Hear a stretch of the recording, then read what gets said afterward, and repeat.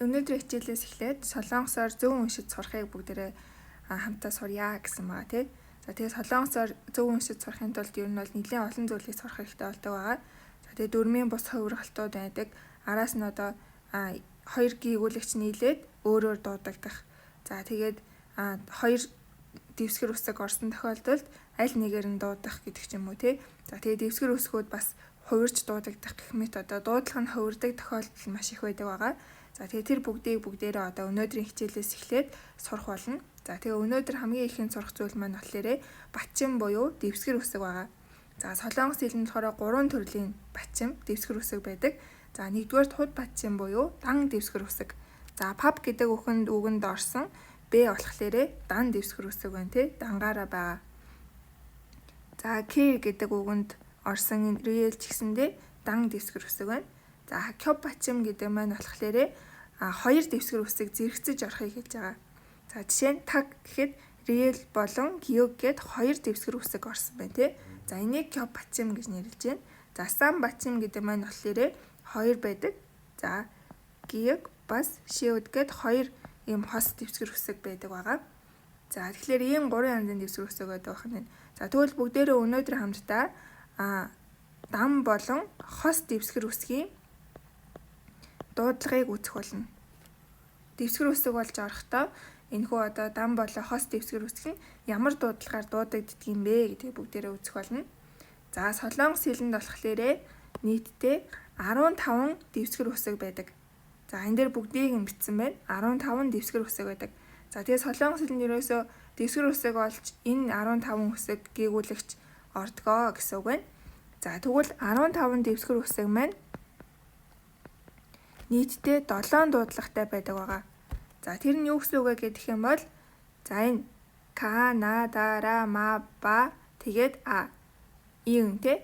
За энэ 7 дуудлагаар киог, ниюн, дигод, риу, миюн, биюв, июн гэдэг энэ 7 дуудлагаар бусад 8 гүйгүүлэгч нь гүйгүүлэгч нь дуудагдана гэсэн үг байгаа. За тэр нь юу вэ гэдэг бүгд одоо харцгаая. За энэхүү геог нь болохоор өөрийнхөө дуудлагаар дуудагдаж байна тий. Г гэд. За ниюн өөрийнхөө дуудлагаар, дигод Д гэд өөрийнхөө дуудлагаар, риул нь болохоор ир эсвэл ил гэд өөрийнхөө дуудлагаар, миюм нь им гэд өөрийнхөө дуудлагаар, биюб нь Б гэд өөрийнхөө дуудлагаар, июн нь болохоор бачин болж орохдоо хоолоо үгийн инээр дуудагддаг байгаа тий.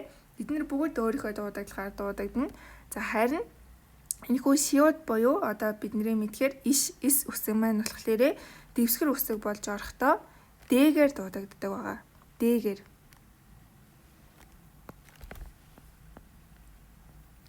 За энэ Ж үсэг маань ч гэсэндээ бас дэвсгэр үсгэнд Д-гээр дуудагдана.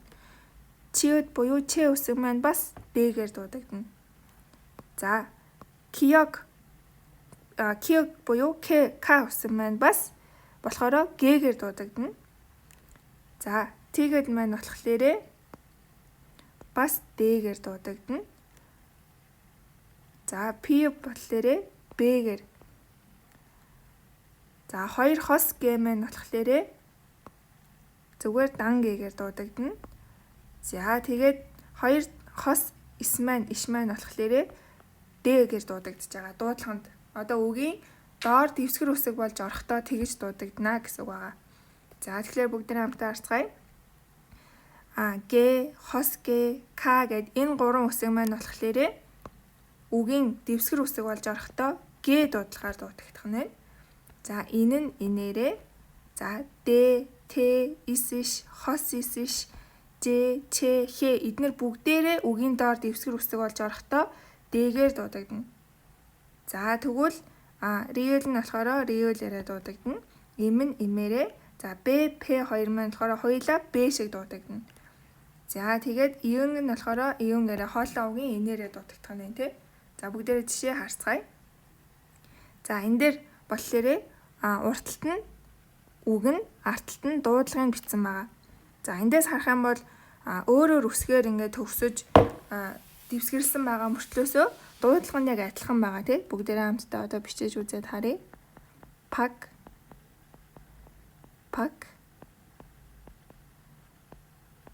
буок За эдгээр бүгдээрээ энэ гурван үсэг нь болохоор гуруула өөр үсгнүүд байна тий. Энэ нь г, энэ нь хос г, энэ нь к. Тэгсэн мөртлөөсөө бүгдээрээ г-гээр үгийн төгсгөлд дуудагдаж байна. Пак, пак, буок гэд. За тэгвэл энэ нэг нь бол чонгу гэд угаасаа өөрийнхөөрөө дуудагдаж байна. За тэгвэл д-гээр дуудагддаг 7 их шиг гийгүүлэгч байгаа тий. За тэгвэл эднэрээ бүгдээ хамтдаа харцгаая. Над, над, над, надта, надта, над. За тэгээ хийд гэд энэ бас д-гээр дуудагдана. За энэ мэтчлэнгээр бүгд одоо ингээд өөр гийгүүлэгчүүд. Д, 2с, ж, ч, с, т гэд бүгд өөр гийгүүлэгчүүд мөртлөөсөө дэвсгэрэлж орохдоо дуудлага нь ерөөсөө л д-гээр л дуудагдана. Бүгд яг адилхан. Надда, надда, над, над, над, над гэд бүгд яг адилхан д-гээр дуудагдана. За риөл нь болохоор риөл хിവэрэ те тайр гэд. Миум нь миум хിവэрэ кам. За тэгээд б, п хоёр болохоор хоёулаа б-гээрээ л дуудагдана гэсэн те. За жип, жип гэд хоёулаа б-гээр дуудагдана. За кан гэд хоолоогийн энэ маань хоолоогийн энэ хിവэрэ дуудагдж байгаа кан гэд. За тэгвэл энэ мэтчлэнгээр ерөөсөө 7 дуудлага нь л бүх үсгнүүд нь хуваагддаг байх нэ. Бүх одоо дуудлагууд нь хуваагддаг байх нэ тий. За тэгвэл энэ болохоор үгийн доор одоо дэвсгэрэлж үгийн төгсгөлд орсон. За буок пакет бүгд төгсгөлд орж байгаа тий. За эсвэл одоо наддаа гэх мэтчлэн араас нь гийгүүлэгч орсон тохиолдолд ингэж дуудана. Харин араас нь их шиг орох үед өөрсдийнхөө дуудлаганд хувирдаг байгаа. За жишээ нь наддаа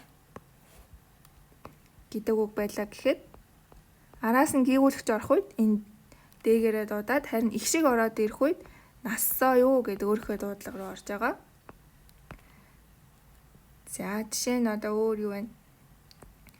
Удаа гэд араас нь гийгүүлэгч орох үед бачимынхаа дуудлагаар байгаа мөртлөө их шиг орох үед өсөөё, өсөөё, өсөөсэё гэх мэтчлэнгээр өөрийнхөө дуудлагаар орж байгаа тий.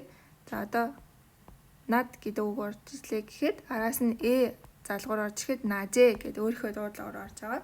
За тэгэхээр бүгдээрийнх нь анхаарах зүйл болохоор Солонгос хэлний дэвсгэр үсэг нь 15 байд юм байна. За тэгээд тэр 15 дэвсгэр үсэг нь 7 дуудлаганд хуваагддаг юм байна.